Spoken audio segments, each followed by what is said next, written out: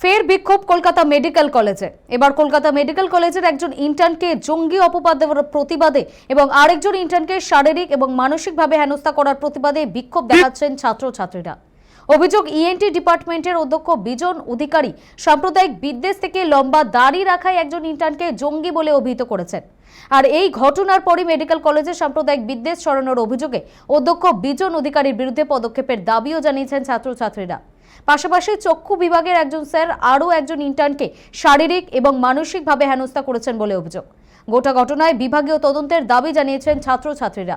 অবিলম্বে কলকাতা মেডিকেল কলেজে কর্মরত ইন্টার্নদের নিরাপত্তা ও সুরক্ষার ব্যবস্থা করতে হবে দাবি জানিয়েছেন বিক্ষোভকারীরা।